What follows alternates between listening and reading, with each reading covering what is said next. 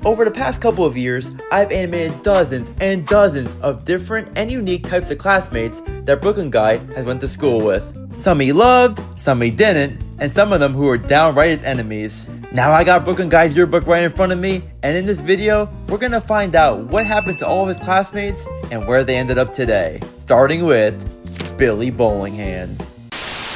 Now his fate is actually explained at the end of the story, and if you remember, Brooklyn Guy challenged Billy to a swimming competition. And I decided to join the swim team, and then he joined the swim team, and I challenged him to a swimming competition, and he drowned. Due to Billy having those surgically attached bowling ball hands, the weight of the balls dragged him right down to the water, causing our boy to drown. Now, although his fate ended up with him dying, you can see the legacy he left behind today by having the high school and even the whole entire bowling alley named after him.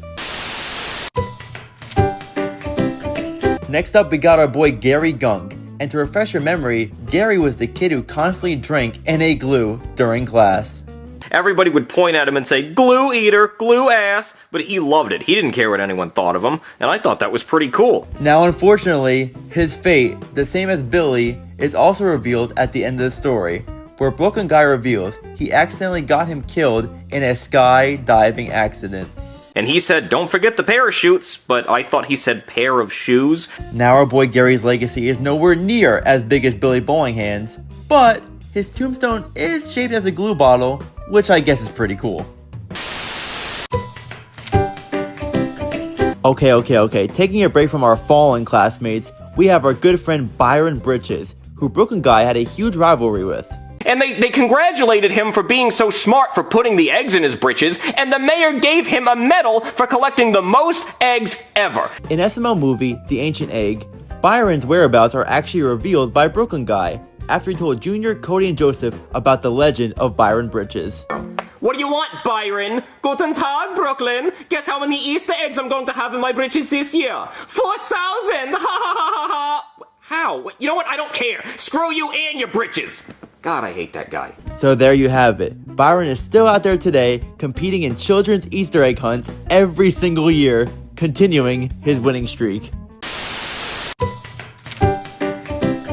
In SML movie, The Big Race, we learn about an incident in high school where Tyreek the Turtle challenges Brooklyn Guy to race on the school track. Teacher's pet, Tyreek the Turtle, challenged me to a race. I chuckled out loud, "Ha! No way a turtle, who's known for being slow, is challenging me, the fastest white kid on the track team." Flash forward to the actual race itself, and as you would expect, Brooklyn Guy, who nicknamed himself Rocket Boots at the time, leaves Tyreek in the dust. Now, did Brooklyn Guy win?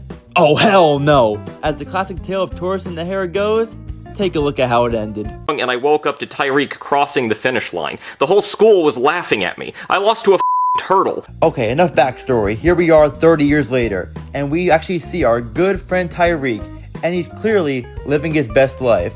He's happy, he got a beautiful car, and he even got himself a girlfriend. Yeah, it's me. You probably didn't recognize me because I'm so handsome now without all that acne. Hey, you remember that time in school when I beat your ass in a race? And to close off the Tyreek saga, him and Brooklyn Guy decided to race one last time to really see who was the best racer. And you're gonna need to watch the original video to find out what happens.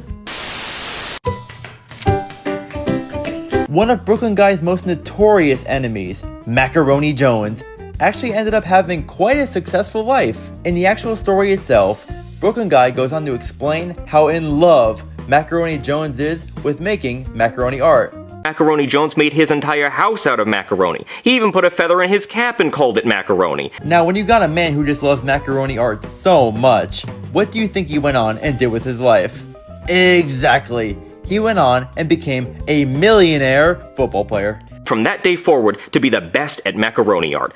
I never heard what happened to Macaroni Jones after that, but I think he might be the quarterback for the New England Patriots now. And there you go. Macaroni Jones, aka Mac Jones, is currently playing football for the Jacksonville Jaguars.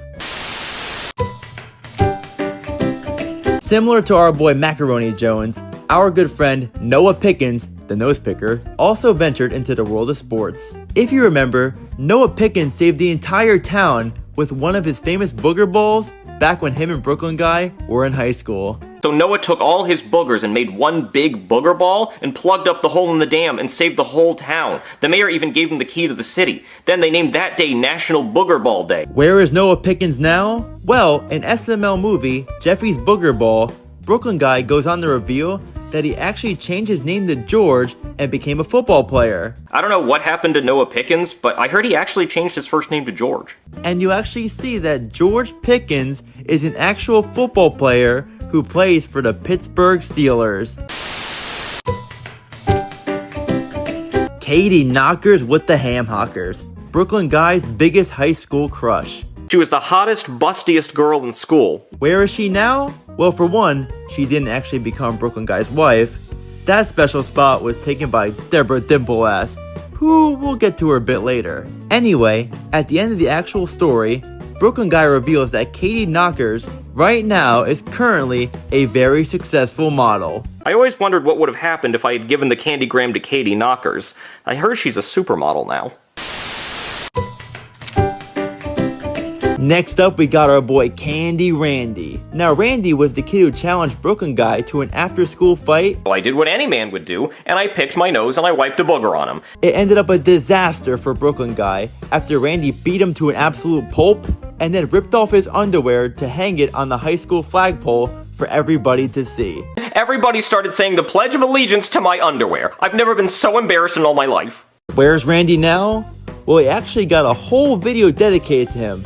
In SML movie Brooklyn Guy's Big Fight, Brooklyn Guy tells Marvin that he's going to his 27-year high school reunion, but he's worried that Candy Randy is gonna be there. What do you want to talk about? Well, I was on my way to my 27-year high school reunion, but then I found out that my high school bully's gonna be there, so now I don't want to go. It's also revealed that Rose dated him, which Marvin wasn't too happy about. You trying to see my Willy Wonka? Randy, meet my husband, Marvin. Ex-husband. Marvin! Anywho, Marvin sets up a rematch between the two, and although Brooklyn Guy had a sick training montage, he wanted to cheat and have Candy Randy drink a paralysis drink concoction right before the fight.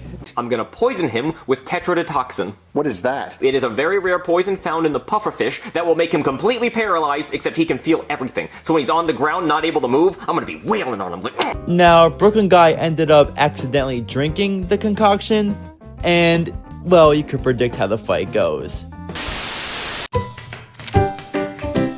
Next up is one of the more obscure classmates, Lego Lester.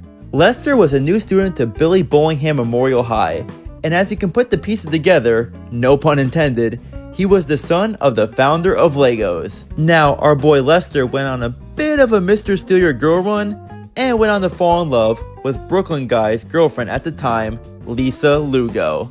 She laughed at me, and her and Lester jumped into a Lego helicopter and took off into the Lego sunset. Flash forward 30 years, and where is he now? Well, we actually get an answer in SML movie The Lego Competition, where Brooklyn Guy gets a phone call from no other than Lester himself. Ooh, guys, the Hitman's calling. Hello, Hitman I hired to kill Lester Lego, and it would be really bad if police were listening because this is very incriminating. You really hired a hitman to come and kill me? Although the hitman couldn't finish the job, Lester reveals that, unfortunately, he has page 4 cancer. Yeah, I got page 4 Lego cancer. Oh, I'm sorry, I didn't know Legos could get cancer. Yeah, it's from smoking too many Lego cigarettes. So if you're watching this right now, there's a good chance our boy Lego Lester has passed on. Now for the final classmate, I saved the best one for last. We got our girl, Deborah Dimpleass, Brooklyn Guy's notorious ex-wife. They gave her the candygram and said, "This is from Brooklyn Guy," and man was I so embarrassed. But Deborah loved it, I think. She wouldn't leave me alone. Now where is Deborah right now? Well, in SML movie, Brooklyn Guy's missing wife, we actually get to see Deborah in the flesh show up to Marvin's house. Hello? Hey, Brooklyn Guy, it's me, Deborah. I know, Deborah. Hey, it's good to see you. Have you lost weight? No, I've gained 20 pounds, actually. Oh, well, you know, that's not surprising. But now you might be asking yourself, well Nick, what does Deborah do for a living? And that answer might actually have been revealed in one of the more recent SML movies, such as an SML movie, Fat Tuesday. Oh, is this about that stupid fat competition? Yeah, we want that $1 million. Okay, well, I gotta warn you, you definitely don't have a chance of winning. My fat ex-wife has got that shit in the bag. As soon as she shows up, they just hand her the money because she's so fat. I mean, I think she's a trillionaire from winning so many fat competitions. So there you have it. Now, obviously, Brooklyn Guy could be lying, and this is just an easy layup to diss his ex-wife. But if true, Deborah is out here making trillions of dollars and clearly living her best life. Men, she's single.